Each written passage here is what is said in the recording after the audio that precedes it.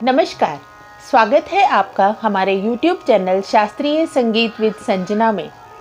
अपने तानपुरे के विषय को आगे बढ़ाते हुए आज हम तानपुरे के अंगों के बारे में विस्तार से जानेंगे। तो आइए शुरू करें। तानपुरे के अंग। तुम्बा। यह लौकी का बना हुआ गोल आकृति का होता है। यह डांड के नीचे के भाग से जुड़ा होता है। तुम्बे से तानपुरे की ध्वनि में गूंज उत्पन्न होती है। तबली। लौकी के ऊपर का भाग काटकर अलग कर दिया जाता है और खोखले भाग को लकड़ी के एक टुकड़े से ढक दिया जाता है, जिसे तबली कहते हैं। ब्रिज। इसे घुड़च अथवा घोड़ी कहते हैं। ब्रिज तबली के ऊपर स्थित होती है, जिसके ऊपर से चारों तार रखे जाते हैं। यह लकड़ी या हड्डी की बनी हुई छोटी चौकी के आकार की होती है। सूत अथवा धागा। घुड़च और तार के बीच सूत अथवा धागा प्रयोग करते हैं, जिसे ठीक स्थान पर स्थिर कर देने से तंबूरे की झनकार बढ़ जाती है। कील, मोंगरा अथवा लंगोट। तुम्बे के नीचे के भाग में तार को बांधने के लिए एक कील अथवा एक तिकोन पट्टी होती है, जिसे कील, लंगोट अथवा मोंगरा कहते हैं। पत्तियां। सजावट के लिए तुम्बे के ऊपर लकड़ी की सुंदर पत्तियां बनाई जाती हैं, जिन्हें श्रृंगार भी कहते हैं। गुल। जिस स्थान पर तुम्बा और ऊपर का भाग मिलता है, गुल कहलाता है। डांड।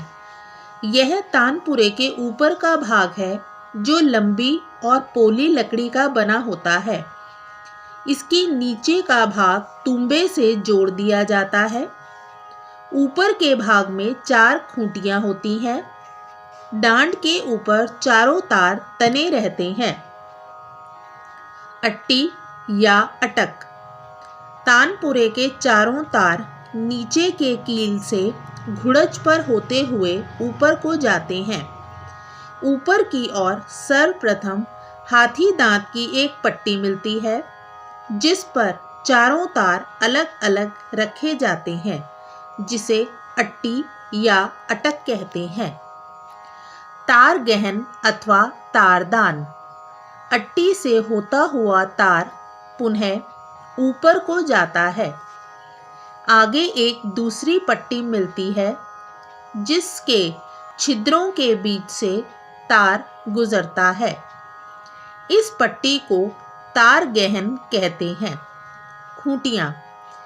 अट्टी और तार गहन से होते हुए चारों तार खूंटियों से क्रमशः बांध दिए जाते हैं।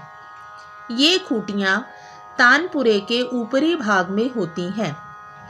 2 खूंटियां तानपुरे के सामने के भाग में और डांड की बाईं ओर एक और दूसरी दाहिनी ओर होती है। तार। तानपुरे के 4 तार होते हैं। पुरुषों के तानपुरे में प्रथम और अंतिम तार पीतल के व अन्य 2 बीच के तार लोहे के होते हैं। स्त्रियों के तानपुरे में केवल अंतिम तार पीतल का होता है और शेष तार लोहे के होते हैं। मनका। स्वरों के सूक्ष्म अंतर को ठीक करने के लिए मोती अथवा हाथी दांत के छोटे छोटे टुकड़े तानपुरे के चारों तार में घुड़च और कील के बीच अलग अलग पिरोए जाते हैं, जिन्हें मनका कहते हैं।